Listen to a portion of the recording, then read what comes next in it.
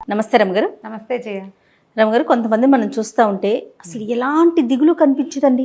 చీకు చింత ఏముండదు. మళ్ళీ ప్రాబ్లమ్స్ లేవా అంటే ఎన్నో సమస్యలు ఉంటాయి.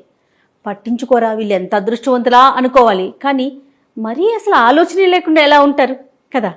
ఇళ్లలో వాళ్ళకి ఎంత కష్టమో తెలుసా రమగారు. అలా చీకు చింత లేకుండా హస్బెండ్ కానీ వైఫ్ కానీ ఇద్దరిలో ఒకళ్ళు హస్బెండ్ ఉన్నాడో చచ్చారే ఓయమ్మో కదా. నిష్పూచిగా ఉండే వాళ్ళతోటి చాలా కష్టము. వాళ్ళు ఆలోచించరంటారా రమ్మగారు? అంటే వాళ్ళని బాధించదు మనసు. షాలోగా అంతసేపు బాధపడే రకంగా ఉండరు కొంతమంది. అసలు ఎంతసేపు బాధపడద్దు, కనీసం ఆలోచించాలి కదా. అది కూడా ఉండదు. వాళ్ళు ఆలోచిస్తారు, మనకు తెలియదు బహుశా. అంతేనంటారా? ఎవరి చింత వాడికి ఉంటుంది, కొంతమందికి చింత ఉండదు. రేపటి గురించి ఆలోచన కొంతమందికి ఉండదు. రేపు ఎలాగా, ఎల్లుండేలాగా, అవతల ఎల్లుండేలాగా, పిల్ల పెళ్ళి అయితే ఎట్లా, పెళ్లి కాకపోతే ఎట్లా, పెళ్ళయ్యాక పిల్లలు పుట్టపోతే ఎట్లా, పుడితే ఎట్లా, ఆ ఊరు వెళ్తే ఎట్లా, ఎక్కడికో ఆలోచించేస్తారు. ఆలోచించే వాళ్ళు కొంతమంది, ఏ ఆలోచన లేకుండా ఉండేవాళ్ళు కొంతమంది. దీని మీద ఒక నిర్విచారుడని భలే కథ ఉంది జయ. ఓ చెప్పండి. చాలా బాగుంది, ఇంట్రెస్టింగ్ గా ఉంటుంది. పాత కథ, 50లోది బహుశా, ఏమన్నా 50 అంతే 50sలోది అనుకో. తర్వాత ఇప్పుడు గుర్తు చేసుకుంటూ ఉండేదాన్ని ఆ కథ నేను. భలే తమాషాగా ఉంటుంది. ఓ రాజుగారు ఉన్నారు. ఈయన రాజ్యం సుభిక్షంగా ఉంది, ప్రజలు శాంతిగా ఉన్నారు, పెద్ద ప్రాబ్లమ్స్ ఏం లేవు. అంటే జనరల్గా రాజ్యంలో ప్రాబ్లమ్స్ అంటే ట్యాక్సులు ఎక్కువైపోవటము, ఏదైనా ఈతి బాధలు, వర్షాలు పడకపోవటము, అకాల వర్షాలు, అకాల మృత్యువులు, అలాంటివి ఏమీ లేవు. రాజుగారికి తను ఉండాల్సినంత సుఖంగా లేనని ఒక ఫీలింగ్. ఓకే, నేను ఇంకా హ్యాపీగా ఉండొచ్చు, కానీ నాకు హ్యాపీగా ఉండటం రావట్లేదు అనుకుంటాడు. ఆయనకు ఒక దిగులు, నాకంటే సుఖంగా ఉండేవాళ్ళు లేరా అని అడుగుతూ ఉంటాడు ఎంతసేపు. నేను ఉండాల్సినంత సుఖంగా లేనంటే ఈ అధికారులు, ఆయన భార్య, మంత్రులు అనేవాళ్ళు మీ అంత సుఖప్రాణి లోకంలో లేడండి, మీరే హాయిగా ఉన్నారంటే ఆయనకు నమ్మకం ఉండేది కాదు. నాకన్నా ఇంకా చాలా మంది సుఖంగా ఉంటారు. ఉండాల్సినంత హాయిగా నేను లేను, నేను ఇంకా కూల్గా ఉండుతూ నేను ఎందుకో ఉండలేకపోతున్నాను. బాగుంది. హాయిగా ఉండటమంటే ఇది కాదు, ఇంకా ఏదో అలా అనుకునేవాడు. అయితే ఏమైంది, దాని మీద ఆలోచిస్తూ ఉండేవాడు ఎంతసేపు. ఒకరోజు ఒక ఆయన, ఈయన ఈ రాజుగారు ఎక్కడికో వెళ్ళాడు, ఊర్లో తిరిగి రావడానికి వెళ్ళాడు. అధికారులు ఎవ్వరు లేరు. తిరిగి వస్తుంటే ఒక పల్లెటూరులో ఒక పల్లె వాతావరణం, నగరానికి కొంత దగ్గరలోని ఓ పూరి పాకలోంచి చిన్న వెలుగు, అక్కడి నుంచి ఏదో శ్రావ్యమైన సంగీతము వినపడుతోంది. అబ్బా, వీడెవడో సుఖప్రాణి, చీకటి పడేసరికి చక్కగా సంగీతం వాయించుకుంటున్నాడు. ఎవరు సంగీతం పాడుకుంటూ కులాసాగా ఉంటారు, ఆనందంగా హాయిగా ఉన్నవాడు. ఈయన గుర్రం బయట కట్టేసి ఆ గుమ్మంలోకి పోయాడు. ఈ రాజుగారు రాజు వేషంలో లేడు, సింపుల్గా ఉన్నాడు. ఏదో ఒక బాటసారెళ్ళే ఆ ఏకతార మీటుకుంటున్నాడు. ఒక ఆయన టింగ్ టింగ్ వాయిస్తున్నాడు. ఏకతార మీటుతారు కదా, ఆ ఏకతార మీటుకుంటూ చక్కటి పాట, ఎంత శ్రావ్యమైన కంఠము, నిశ్శబ్దంగా నిరామయంగా ఉంది వాతావరణం. ఆ ఇంట్లో ఎవ్వరూ లేరు, పేద పూరి గుడిసె. ఓ మూల ఓ పొయ్యి ఉంది, ఏవో గిన్నెలు కనపడుతున్నాయి, ఓ చిన్న కుక్కి మంచం ఒకటి ఉంది కూర్చోడానికి వీలుగా, ఓ చాపేసుకుని గుంజకానుకుని కూర్చుని ఏకతార మీటుకుంటూ పాడుకుంటున్నాడు. దాన్నా కూర్చో అని ఆయన కూర్చున్నాక, అగో ముందు కొండలో మంచినీళ్ళు ఉన్నాయి తాగు అని వాడు మంచినీళ్ళు తాగి ఈయన మీటుకుంటూ పాడుకుంటుంటే రాజుగారు కూడా సంగీతంలో మైమర్చిపోయి విన్నాడు. ఎవరు ఏమిటి అని కనుక్కున్నాడు. ఎంత హాయిగా పాడుతున్నావు, నీకేం బాధ లేవంటే, ఏం బాధలు ఉంటాయన్నయ్యా, నాకేం బాధలు ఉంటాయన్నా, ఏమున్నాయి, ఏదో కళాయి పనులు చేస్తాను, మాటలేస్తాను గిన్నెలకి, నగరంలో తిరుగుతా పొద్దంతా, ఏదో ఒక పావలా రూపాయి దొరుకుతుంది, కాసిన బియ్యం కూర కొనుక్కు తెచ్చుకుంటా, అన్నం వండుకుని తింటా, నేను ఎవరికి పెట్టక్కర్లేదు, ఎవరు నాకు పెట్టక్కర్లేదు, గొడవలేదు, నాకెవరు లేరే అని ఏడవచ్చు. వాడు ఏడవట్ల, ఏం చేయాలి, ఏముంది, నడిచిపోతుంది కదా. అన్నం తిన్నాక ఇంకేముంది, వెంటనే నిద్ర ఏమీ రాదు, ఏదో సంగీతం చిన్నప్పటి నుంచి పాట పాడుకునే అలవాటు, ఏకతారా పెట్టుకుని పాడుకుంటుంటే సంతోషంగా ఉంటుంది, హాయిగా నిద్ర పడుతుంది, ప్రశాంతంగా ఉంటుంది అన్నాడు. రాజు ఆశ్చర్యపడి, ఊరిని వాడికి దొరికే పావలార్థకే వీడు ఎలా హాయిగా ఉన్నాడు, ఏమో నాకు అన్నీ ఉన్నా నేను హాయిగా లేను, నిర్విచారంగా ఉన్నాడే వీడు. వాడు ఎంతైనా ఏడవచ్చు, నాకు పావలాయే వస్తుంది, రూపాయి రావట్లేదని ఏడవచ్చు, పోనీ రూపాయే వస్తుంది, 10 రూపాయలు లేవని ఏడవచ్చు, నాకు ఎవడూ లేడు, నన్ను పట్టించుకునేవాడు లేడు, నన్ను చూసేవాడు లేడని ఏడ్చేవాళ్ళు లేరా ఇప్పుడు? అదే కదా. అన్నీ ఉన్నా సరే మా అమ్మ లేదు, మా నాన్న లేడు, నన్ను కనుక్కునేవాళ్ళు లేరు, అందరూ నన్ను అజాపజా కనుక్కోవట్లేదు అని ఏడుస్తూ ఉంటారు. అవును. రాజుగారికి అన్నీ ఉన్నా ఏదో కష్టం. నేను ఇంత నిర్విచారంగా ఉండలేను, నేను ఇలా హాయిగా నా దారి నేను పాట పాడుకుంటూ పడుకోలేకపోతున్నానే. సరే వీడికి ఇది కట్ చేసి చూద్దాం, వీడు ఏం చేస్తాడో అని మర్నాడు ఆ రాత్రి వెళ్ళిపోగానే ఊళ్ళో ఎవ్వరూ మాటలేయించద్దు, కళాయి పెట్టించద్దు, అవన్నీ పనులు కోటలోనే అవుతాయి, రోడ్డు మీద తిరిగేవాడికి పని ఇవ్వద్దు అని టంకేయించాడు. వాడి ఆయన తెలివి. మర్నాడు ఈ కళాయి పోసేవాడు ఊరంతా తిరిగాడు, ఎవరు పిలవల, అక్కడ ఎవ్వరూ పిలవల. పని లేదు, ఏం చేస్తాం? తిరిగి వస్తూ ఉంటే ఇంటికి ఒక ఆయన, ఒక పెద్ద మనిషిలాగా ఉన్న ఆయన పాకెట్లో నుంచుని గొడ్డలు పెట్టి పేళ్ళు కొట్టుకుంటున్నాడు. పేళ్ళు కొట్టుకుంటుంటే ఆశ్చర్యపోయాడు. బాబు, ఇంత పెద్దవారు, ఇంత పెద్ద ఇంటి ఓనర్లే ఉన్నారు, ఎందుకండి ఈ పేళ్ల పనులు? నా బొట్టివాడు ఎవరికో కూలివాడికి 10 పావలా ఇచ్చి, ఓ పావలా ఇచ్చి చేయించుకోవచ్చు కదా అంటే, ఒరే కూలి ఎవరు దొరక్కేనైనా చచ్చినట్టు వేసుకుంటున్నాను, వాన వచ్చేలాగా ఉంది, పేళ్ళు లేకపోతే రాత్రికి అన్నం, రేపు పొద్దుటికి అన్నం ఉండదు, పనివాళ్ళు ఊరెళ్ళారు, ఎవరు లేక చేసుకుంటున్నాను అంటే, బాబు నాకు ఇవ్వండి, ఆ పావలా ఇస్తే నేను వేసి పెడతా బాబు అని చకచకా పేళ్ళు కొట్టేసి అవన్నీ కట్టకట్టి వంటింట్లోకి చేర్చి వాళ్ళకి ఆయన పావలా ఇచ్చి ఓ గ్లాసెడ్ గంజి ఇస్తే గంజి తాగి పావలా 10 రూపాయలు తెచ్చుకున్నాడు. వచ్చేటప్పుడు ఒక గుప్పెడు బియ్యం, ఓ సోల్డ్ బియ్యము, ఒక తోటకూర తెచ్చుకున్నాడు, అన్నం వండు తినేసాడు. అయిపోయి ఆ రోజు ఏకతారం పెట్టుకుంటున్నాడు. రాజుగారు ఇవాళ వీడికి తిండి దొరుకుండదు, వాడు అడుక్కునేవాడు కాదు, పని చేసుకుని బతికేవాడు.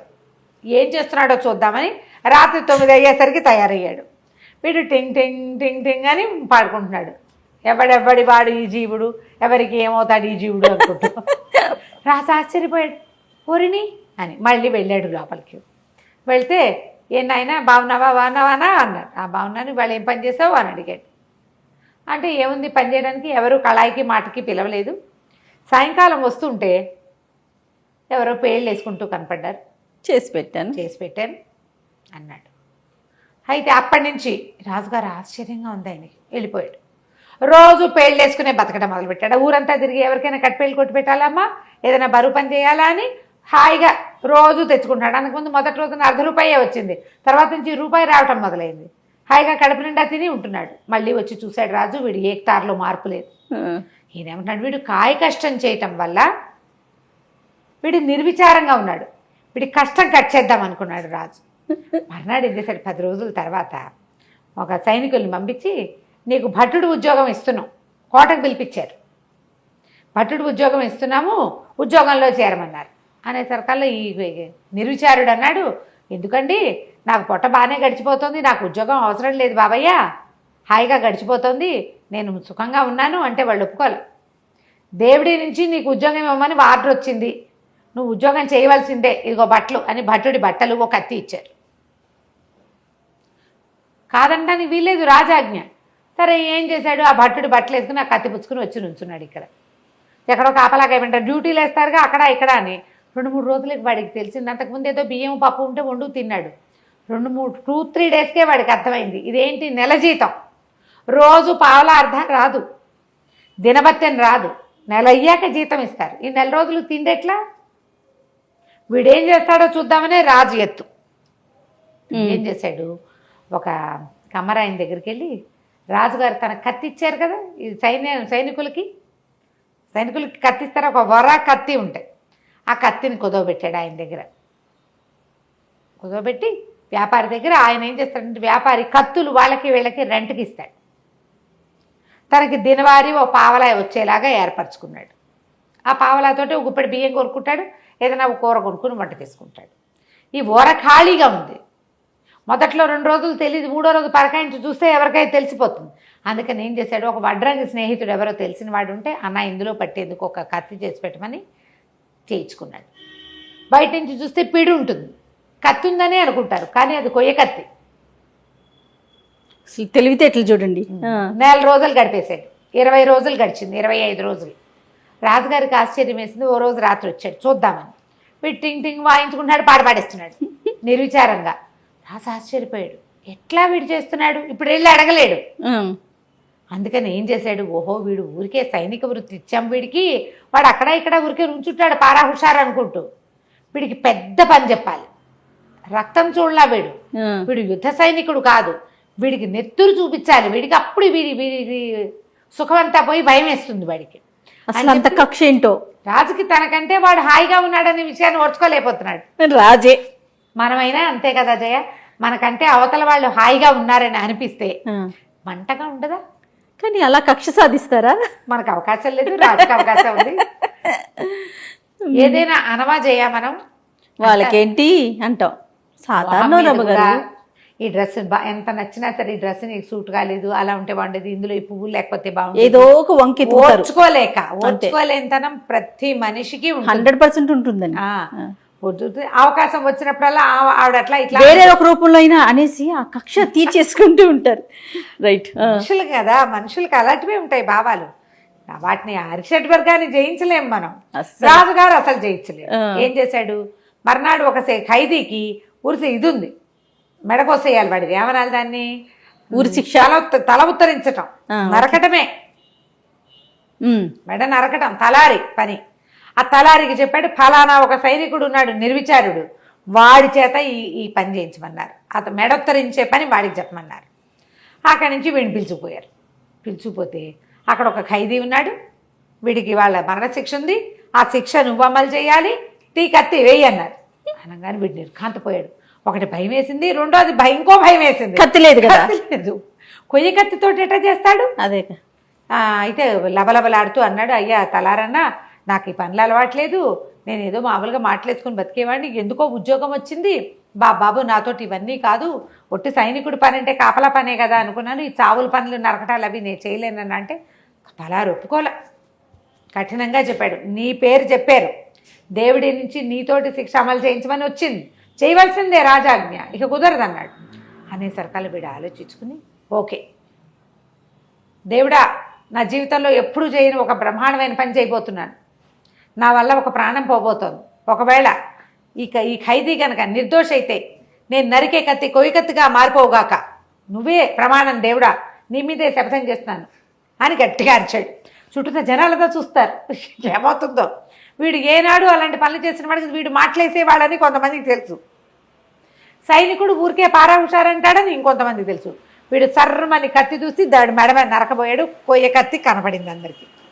ప్రజలంతా కేకలు పెట్టారు, నిర్దోషి నిర్దోషి నిర్దోషి అని. మ్యూజిక్ ఏం రాలేదు, మ్యూజిక్ వస్తుంది, ఇక్కడ ఏమి రాలే, కత్తి మాత్రం కొయ్య కత్తిగా మారిపోయింది. పిడి రాజుగారు ఇచ్చిన కత్తి పిడే, అదే కదా, కత్తి మాత్రం కొయ్య కత్తి. తలారి కూడా నిర్ఘాంతపడి, ఇదేంటి విచిత్రం, ఎప్పుడూ చూడలేదే, వీడు మహామహిమాన్వితుడిగా కనబడ్డాడు జనాలందరికీ.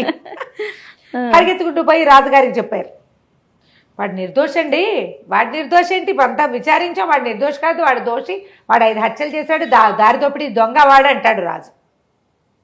జడ్జిని పిలిచారు, మంత్రిని పిలిచారు, అందరూ వాడు దొంగ వాడు దొంగ వాడు హంతకుడు అంటే. కత్తి కొయ్య కత్తిగా ఎలా మారిపోయింది? ప్రజలు ఒప్పుకోవటాల, నిర్దోషికి శిక్షిస్తారా? మేము చూస్తుండగానే కత్తి కొయ్య కత్తిగా మారిపోయింది. కేకలు పెట్టేసి జనాలంతా క్యాండిల్ ర్యాలీ లాంటిది చేయటం మొదలుపెట్టారు. రాజుగారు ఆశ్చర్యపోయి, ఈ నిర్విచారుడు, ఈ పాటగాడు ఉన్నాడు కదా సంగీత పాడుకునేవాడు, వీడిని పిలిచాడు. ఒరే నాయన ఏంటి కథ అంటే, నేనేం చేయను ప్రభు, ఇలా జరిగిందండి చెప్పేశాడు. చెప్పంగానే రాజుగారు అనుకున్నాడు, వాడు హాయిగా ఉండటానికి అలవాటు పడ్డవాడు, వాళ్ళు నిర్విచారంగానే ఉంటారు, వాడికి డబ్బులు ఉన్నాయి, లేదు ఉద్యోగం ఉంది, పదవి ఉంది, ఇవి కాదు అంతే. నిర్విచారంగా ఉండటం వాడి మనస్తత్వం. డబ్బుంటే సుఖంగా ఉంటారని, రాజైతే సుఖంగా ఉంటారని, ఉద్యోగం ఉంటే సుఖంగా ఉంటారు కాదు, సుఖంగా ఉండటం అనేది ఒక తత్వం అంతే. ఏదున్నా లేకపోయినా ఆ ఖైదీకేమో ఉరి శిక్షని మరణ శిక్ష చేసి, మరి ప్రజల్లో గొడవ వస్తుందిగా, వాడికేమో ఆజన్మాంతం జైలు శిక్ష విధించి, ఈ పాటగాడిని నీకు చేతొచ్చిన పని చేసుకో అని చెప్పి వదిలిపెట్టేశారు. ఏమైనా ఇవ్వమని అడిగితే ఏం వద్దండి, నా బతుకు నేను బతుకుతాను అన్నాడు. పావలా అర్థం వస్తే చాలు, ఏకతారం మీటుకోవడానికి అంతకంటే ఏం కావాలి, అంతే. హాయిగా దాన్ని పోయాడు. రాజుగారు ఆ తర్వాత నాకంటే సుఖంగా ఎవడున్నాడు అని చూడడం మానేశాడు. సూపర్, వాడి తెలివితేటలు సూపర్. నమస్తే రమ్మగారు. నమస్తే.